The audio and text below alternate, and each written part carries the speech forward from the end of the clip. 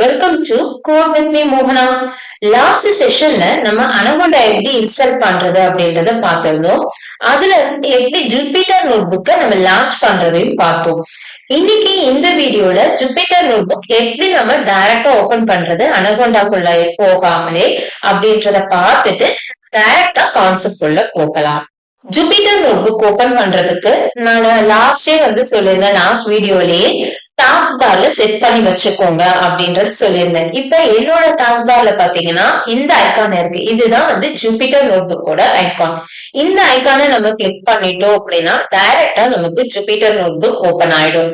நம்ம anaconda open பண்ணிட்டு அதுக்குள்ள நோட்புக்கை லான்ச் பண்றதுக்கு பதிலா இந்த மாதிரி ஷார்ட்கட் மெத்தட் நீங்க ஃபாலோ பண்ணிக்கிட்டீங்க அப்படின்னா நமக்கு இந்த நோட்புக் சீக்கிரமா ஓபன் ஆயிடும்.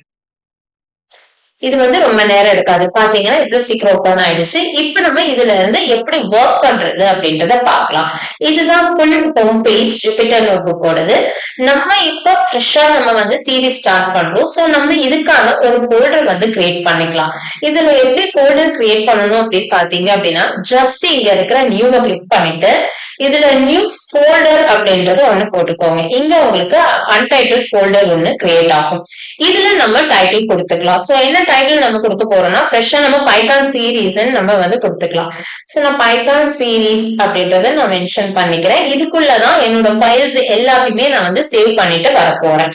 சோ இப்ப பைத்தான் சீரீஸ்னு ஒரு ஃபோல்டர் எனக்கு ஓபன் ஆயிடுச்சு. இப்போ எல்லா ஃபைல்ஸும் நான் இதுக்குள்ளதான் நான் ஒர்க் பண்ண போறேன். அப்போ நான் ஒவ்வொரு தடவையும் இந்த ஜூபிட்டர் ஹோம் பேஜ்ல வரும்போது இந்த பைத்தான் சீரீஸை நான் கிளிக் பண்ணணும். சோ இதை கிளிக் பண்ணேன் அப்படின்னா எனக்கு உள்ள ஓபன் ஆகும். இங்க எந்த ஃபைல்ஸுமே நான் இன்னும் ஒர்க் பண்ண ஸ்டார்ட் பண்ணல. சோ இப்ப இதுக்குள்ள நான் நியூ ஃபைல் ஒண்ணு கிரியேட் பண்ண போறேன். அதை எப்படி கிரியேட் பண்ணணும் அப்படின்னா நியூ கொடுத்துட்டு இங்க பைத்தான் 3 கர்னல் ஒண்ணு ஓபன் ஆகும். சோ இதுதான் பைத்தான் நம்ம ஒர்க் பண்றதுக்கான பேஜ். சோ இந்த பேஜ்ல இங்க பாத்தீங்க அப்படின்னா ஃபர்ஸ்ட் அன்டைட்டில்டு இருக்கும். இந்த இடத்துல நம்மளோட ஒர்க் என்ன பண்ண போறோமோ அதுக்கு ரிலேட்டடான டைட்டில் கொடுத்துக்கோங்க. இல்ல நீங்க டேட் வச்சு ஒர்க் பண்ண போறீங்களா, இல்ல ப்ராஜெக்ட் நேம் என்ன ஒர்க் பண்ண போறீங்களோ அதை வச்சு நம்ம கொடுத்துக்கலாம். இன்னைக்கு நம்ம கான்செப்ட் என்ன எடுக்கிறோம் அப்படின்னா வேரியபிள்ஸ் கான்செப்ட் தான் நம்ம இன்னைக்கு பார்க்க போறோம். சோ அதனால நான் வேரியபிள்ஸ்னே டைரக்டா நான் கொடுத்துக்கிறேன். இது ஆட்டோ சேவ் தான் ஆகும். இருந்தாலும் நீங்க ஃபைனலா ஒர்க் கம்ப்ளீட் பண்ணும்போது கண்ட்ரோல் எஸ் கொடுத்துட்டீங்க அப்படின்னா நமக்கு சேவ் ஆயிடும். இல்லைனாலும் ஒன்னும் ஒர்க் பண்ணிக்க வேண்டாம். இது ஆட்டோமேட்டிக் சேவ்ல தான் இருக்கும். ஓகே, இப்ப இதுதான் நமக்கு ஜூபிட்டர் நோட்புக்கோட செல். இந்த செல்ல தான் நம்மளோட ஒர்க் நம்ம பண்ண போறோம். சோ இதுல எப்படி ஒர்க் பண்றது அப்படின்றத நம்ம ஃபர்ஸ்ட் கான்செப்ட் பார்த்துட்டு அதுக்கப்புறம் இதுல எப்படி ஒர்க் பண்றதுன்னு நம்ம பார்க்கலாம். சோ இன்னைக்கு நம்ம என்ன கான்செப்ட் பார்க்க போறோம் அப்படின்னா வேரியபிள்ஸ். வேரியபிள்ஸ்ன்றது என்ன அப்படின்னா நம்மளோட டேட்டாவை ஸ்டோர் பண்ணி வைக்கிறதுக்கானதுதான் இந்த வேரியபிள்ஸ். இத எப்படி சொல்லலாம் அப்படின்னா ஒரு கண்டெய்னர் இருக்கு அப்படின்னா அந்த கண்டெய்னருக்குள்ள நம்மளோட ப்ராடக்ட்ஸ் நம்ம போட்டு ஸ்டோர் பண்ணி வைப்போம். சோ அதே மாதிரிதான் நம்மளோட டேட்டாஸ், அந்த டேட்டா என்ன மாதிரி டேட்டா வேணாலும் இருக்கலாம். எந்த மாதிரி டேட்டானா இன்டீஜரா இருக்கலாம், ஃப்ளோட்டா இருக்கலாம், இல்ல காம்ப்ளெக்ஸ் வேல்யூஸா இருக்கலாம், இல்ல ஸ்ட்ரிங்ஸா இருக்கலாம். சோ எந்த மாதிரி டேட்டாஸ்னாலும் இருக்கலாம். அந்த டேட்டாவை ஸ்டோர் பண்ணி வைக்கிறதுக்கான ஒரு கண்டெய்னரை தான் நம்ம வேரியபிள் அப்படின்னு சொல்லுவோம். So it is used to store data values. Okay, so அதே மாதிரி it is a name that refers to a memory location where data can be stored and manipulated. அப்படின்னா ஒரு தடவை நம்ம ஒரு வேரியபிள் கிரியேட் பண்றோம் அப்படின்னா ஆட்டோமேட்டிக்கா அதுக்கான மெமரி லொகேஷன் அலர்ட் ஆயிடும். Okay, next it does not require explicit declaration of variables. அப்படின்னா மத்த லாங்குவேஜ்ல பார்த்தோம் அப்படின்னா நம்ம என்ன டைப் ஆஃப் டேட்டா ஸ்டோர் பண்ண போறோம் அப்படின்றத நம்ம மென்ஷன் பண்ணணும். ஃபார் எக்ஸாம்பிள் நம்ம ஒரு இன்டீஜர் ஸ்டோர் பண்ண போறோம்னா இன்ட்னு கொடுக்கணும். இல்ல நம்ம ஃப்ளோட் யூஸ் பண்ண போறோம்னா ஃப்ளோட்னு கொடுக்கணும். டபுள் இன்ட் அப்படின்றதெல்லாம் இருக்கு. கேரக்டர்ஸ் ஸ்டோர் பண்ணணும்னா ஸ்ட்ரிங்ஸ் ஸ்டோர் பண்ணணும்னா கேரக்டர்ஸ் இருக்கு. சோ அந்த மாதிரி எல்லாம் நம்ம எதுவுமே இங்க எக்ஸ்பிளிசிட்டா வெளியில இருந்து நம்ம டிக்ளேர் பண்ணணும்ன்ற அவசியம் கிடையாது. நம்ம என்ன என்ன மாதிரி டேட்டா ஆனாலும் ஏதோ ஒரு வேரியபிள்ல நம்ம ஸ்டோர் பண்ணி வச்சுக்கலாம். It's type is automatically inform based on the assigned value. So அதே மாதிரி அந்த டைப்பும் வந்து ஆட்டோமேட்டிக்காக நம்மளால வந்து தெரிஞ்சுக்க முடியும். அதோட டைப் கொடுத்து நம்ம செக் பண்ணும்போது இதுக்குள்ள என்ன டைப் ஆஃப் டேட்டா வந்து ஸ்டோர் ஆயிருக்கு அப்படின்றதையும் நம்ம பார்த்துக்கலாம்.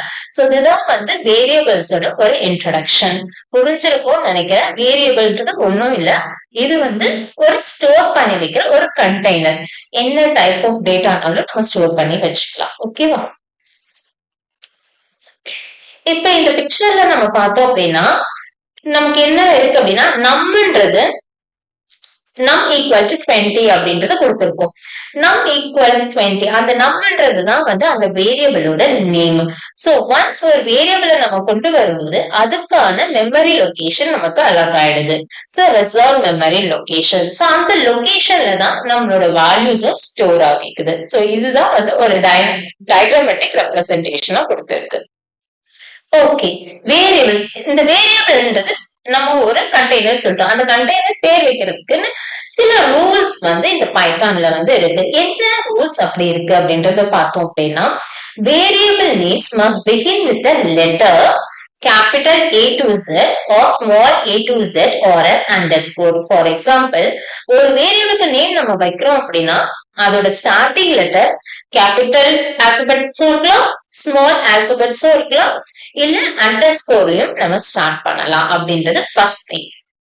செகண்ட் என்ன, the rest of the name can include letters, numbers or underscores.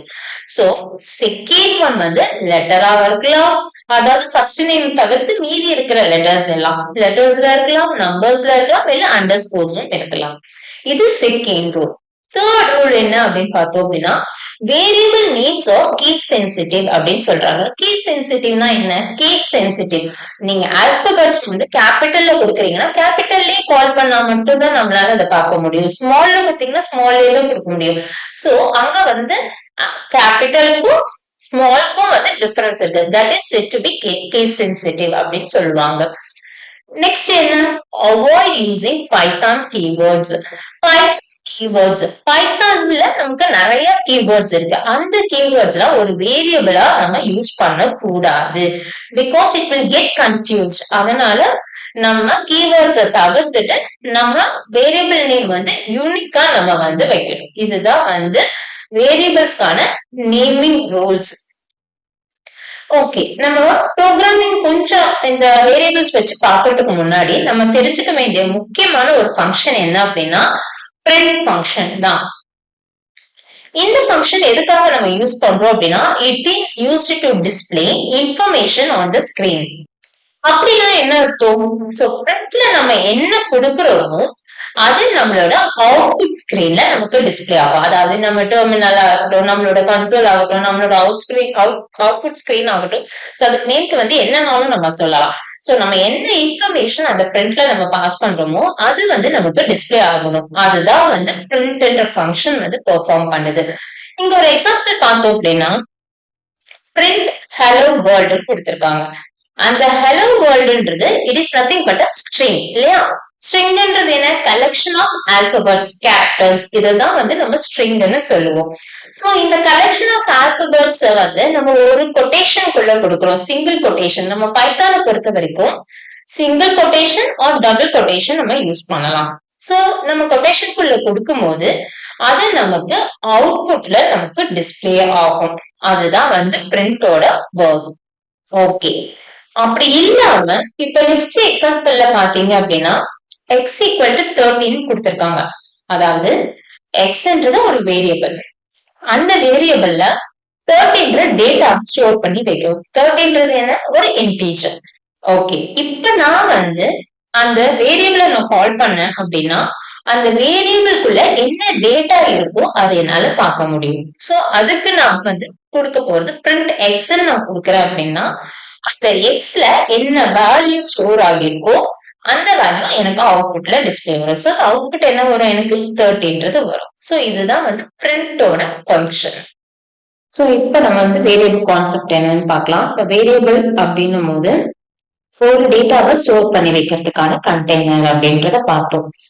So நம்ம வந்து கோட் வந்து நிறைய எழுதி வைப்போம். இன்னைக்கு கொஞ்சம் கோட்ஸ் ஒரு ப்ராஜெக்ட்ல இன்னைக்கு ஒரு பார்ட் பண்றோம்னா நாளைக்கு மீதி பார்ட் பண்ணுவோம்.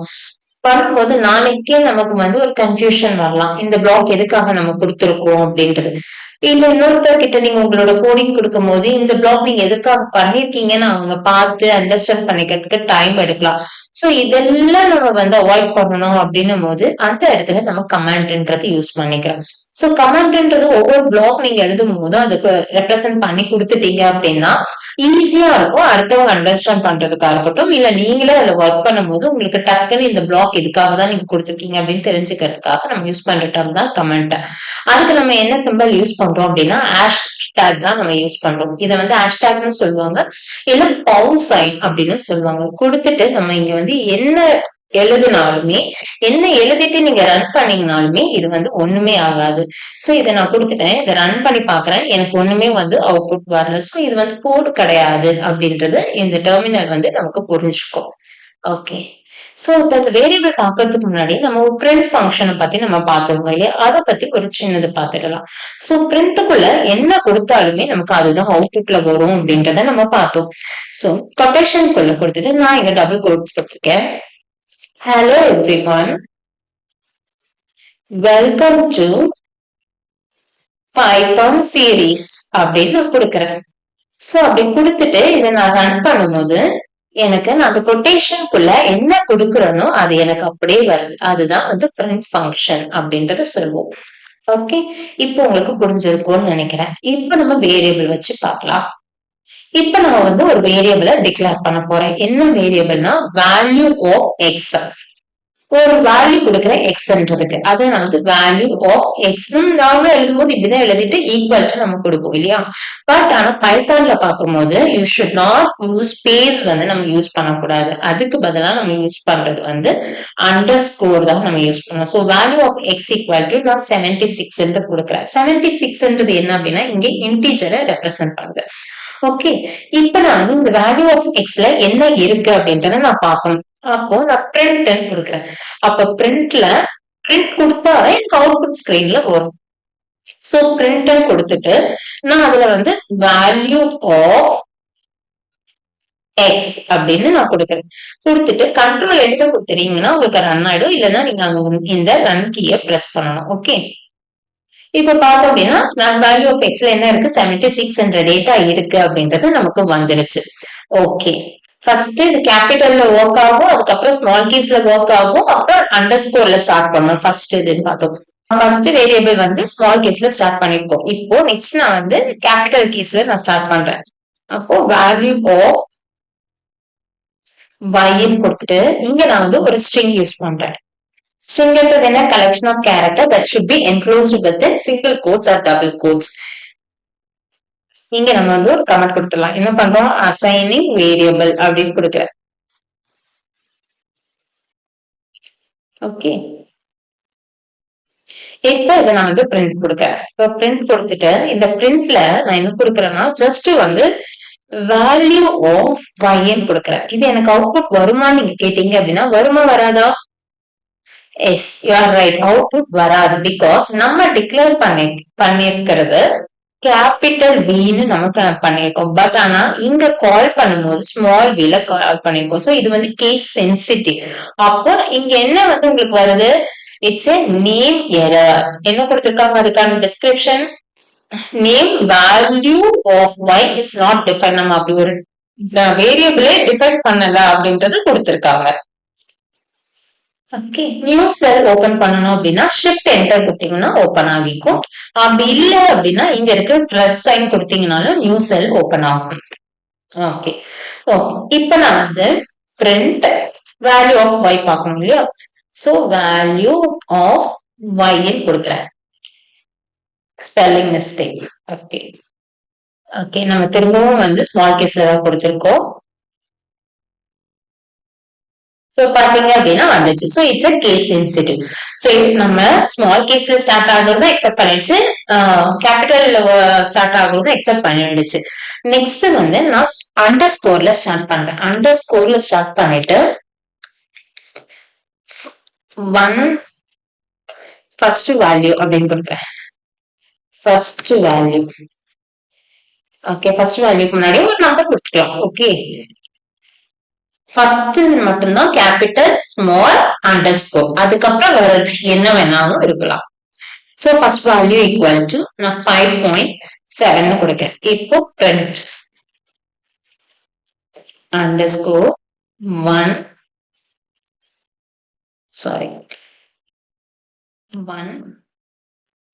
first value. Okay, double underscore. இப்ப பாத்தீங்கன்னா வந்துச்சு. சோ நமக்கு கேபிட்டல் ஒர்க் ஆகுது, ஸ்மால் ஒர்க் ஆகுது, அண்டர்ஸ்கோர் ஒர்க் ஆகுது. ஃபர்ஸ்ட் இது நமக்கு கிளிக் ஆயிடுச்சு.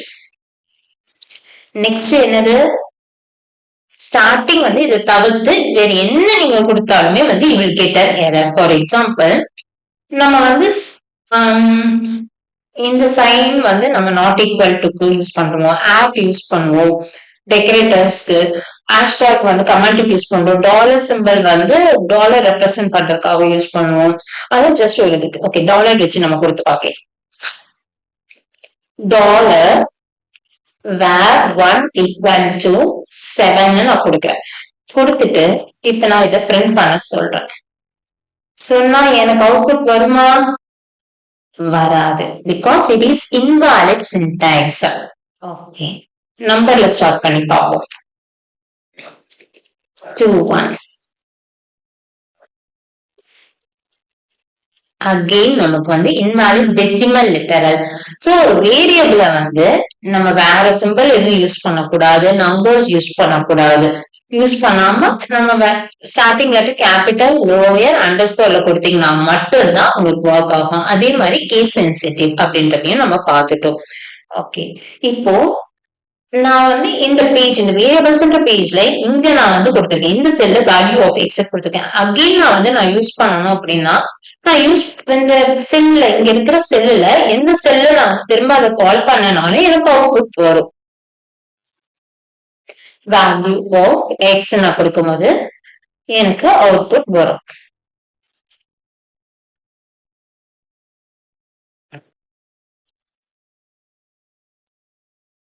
இப்போ பாத்தீங்கன்னா 76 என்ற அவுட்புட் வந்து எனக்கு வந்துருச்சு. ஓகே, சோ நம்ம அந்த பேஜ்ல எங்க எந்த வேரியபிள் நீங்க யூஸ் பண்ணிருந்தீங்கனாலும் அதை திரும்ப எங்கனாலும் நம்ம கால் பண்ணும்போது நமக்கு அவுட்புட் வந்துடும். ஓகேவா? சோ இதுதான் வந்து வேரியபிள்ஸ். ஓகே, சோ நம்ம இன்னைக்கான செஷன்ல வேரியபிள்ஸ் எப்படி டிக்ளேர் பண்றது அப்படின்றத பார்த்தோம். பிரிண்ட் ஃபங்க்ஷனை பார்த்தோம். இன்னும் ஒரு இதை பார்த்துடலாம். ஓகே, இப்ப நம்ம இந்த டேட்டாலாம் ஸ்டோர் பண்ணி வச்சோம். இன்டீஜர் ஸ்டோர் பண்ணும், ஃப்ளோட் ஸ்டோர் பண்ணும், ஸ்ட்ரிங் ஸ்டோர் பண்ணும். சோ நம்ம வந்து அந்த டைப் ஆஃப் டேட்டா என்ன ஸ்டோர் பண்றோம்ன்றதை நம்ம டிக்ளேர் பண்ணாம டைரக்டா வேல்யூ ஸ்டோர் பண்ணும். அப்போ இந்த வேரியபிள் என்ன டைப் ஆஃப் டேட்டா ஹோல்ட் பண்ணிருக்கு அப்படின்றதையும் நம்ம தெரிஞ்சுக்கலாம். அதுக்கு நம்ம யூஸ் பண்ற நமக்கு எல்லாமே வந்து அவுட்புட்ல வேணும் இல்லையா, டிஸ்பிளே. அதுக்காக தான் நம்ம இந்த பிரிண்ட் ஃபங்க்ஷனை நம்ம யூஸ் பண்றோம். ஓகே, இப்ப இந்த வேல்யூ ஆஃப் எக்ஸ்ல என்ன டைப் ஆஃப் டேட்டா ஸ்டோர் ஆயிருக்குன்றதை நான் பார்க்கணும். அதுக்கு நான் யூஸ் பண்ற கீவேர்ட் தான் டைப் பண்ற கீவேர்ட். சோ டைப் கொடுத்துட்டு நான் வேல்யூ ஆஃப் எக்ஸ்ன்னு நான் கொடுக்கிறேன். கொடுக்கும் போது எனக்கு இங்க என்ன வருது அப்படின்னா கிளாஸ் இன்ட் அப்படின்னு வருது. இந்த கிளாஸ்ன்றது எதுக்காக வருதுன்னா நமக்கு சொன்ன மாதிரி பைத்தான்றது ஹூப்ஸ் கான்செப்ட்ல வருது. சோ அதனால it belongs to a class. எந்த கிளாஸ்ல வருது? இன்டீஜர் கிளாஸ் அப்படின்றது வருது அப்படின்றது தெரிஞ்சிச்சு. ஓகே, நெக்ஸ்ட் நம்ம ஒரு ஸ்ட்ரிங்கும் யூஸ் பண்ணிருந்தோம் இல்லையா, வேல்யூ ஆஃப் ஒய்ல. அதையும் நம்ம பார்த்துடலாம். So print type of value of y. இப்ப பார்த்தோம் அப்படின்னா இதுக்கான அவுட்புட் நம்ம ஸ்ட்ரிங் அப்படின்றத நமக்கு வருது. சோ இதுதான் வந்து வேரியபிள்ஸ். சோ வேரியபிள்ஸ் பத்தின உங்களுக்கு ஒரு ஐடியா கிடைச்சிருக்கும் அப்படின்னு நினைக்கிறேன் இந்த வீடியோல. சோ நெக்ஸ்ட் வீடியோல நெக்ஸ்ட் டாபிக் நம்ம பார்க்கலாம். இந்த செஷனுக்கான குவிஸ் இதோ. இதுக்கான ஆன்சரை கமெண்ட் பாக்ஸில் சொல்லுங்கள். இந்த வீடியோ பிடிச்சிருந்தா லைக் பண்ணிக்கோங்க, உங்கள் ஃப்ரெண்ட்ஸ்க்கும் ஷேர் பண்ணிக்கோங்க. தேங்க்யூ.